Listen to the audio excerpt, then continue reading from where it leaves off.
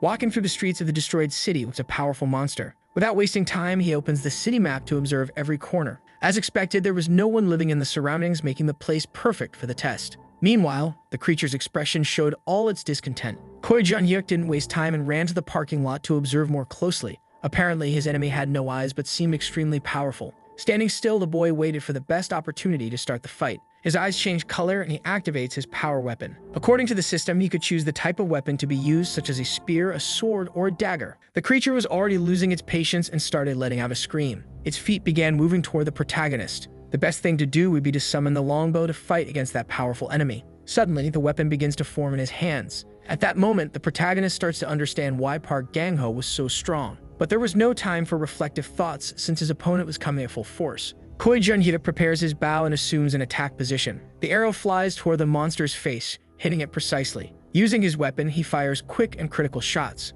With determination in his eyes, he realizes he had maximized not only the core but everything else. Meanwhile, his opponent was being attacked in various ways and could not hold back desperate screams. Shortly after, the creature starts losing what little balance it still had. But Choi Jun-hyuk wanted to continue the fight, so he runs toward his opponent. With a jump, he asks the system to switch to the longsword. Smiling, he seems extremely confident, thinking that he had inherited Park Gang-ho's complete abilities. Getting closer to the creature, he grips his sword tightly. In the end, his goal was to become as strong as his hero. With one strike, he directs his movements toward the body of the horrendous creature. Shards could be seen all over the dark night as the monster lay fallen. The protagonist seems very satisfied with that fight for defeating his enemy. Looking at his phone, he realizes that an hour and 20 minutes had already passed. However, he believed it was very late, and if he were to consider all the other demons in the vicinity, it would take another 30 minutes. Suddenly, he notices that his phone was ringing. Looking at the screen, he sees that it was the Agreements Association. Confused, he wonders if he should answer the call due to the late hour, but he seems very curious to find out who was calling.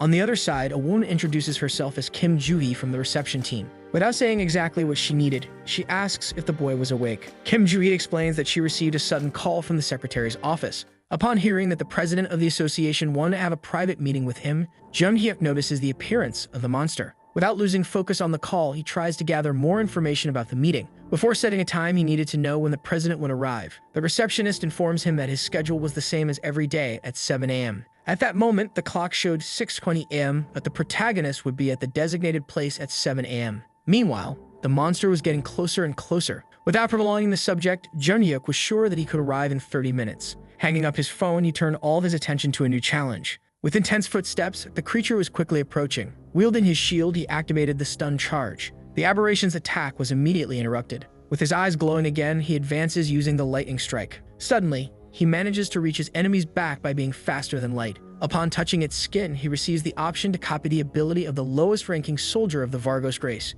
Without wasting time, he accepts and lets the system handle everything. With a jump, he lands back on the ground. Shortly after, the skill copy was already fully complete. Using the power of his voice, the warrior asks to open the subspace. A bright and colorful energy, probably from a C-grade crystal, appears before him, indicating that something important was detected. With the crystal in his hands, he could absorb it to raise the core's level. At the same moment, the absorption of the C-grade crystal is initiated. The energy begins to spread throughout the protagonist's body. Inside his mind, his only thought was to raise the core level to save time. With the complete transformation, Choi Jun-hyuk was curious about what kind of fight awaited him. Meanwhile, the sun's rays spread across the landscape. Shortly after, the protagonist passes through a portal, returning to an urban area. Looking at his phone, he thinks that with that growth rate, he would be able to significantly reduce the time until the second awakening. The clock shows 6:55 in the morning. A sound starts forming in the young man's stomach. Alone, he begins to notice hunger spreading throughout his body. Soon after, he finds himself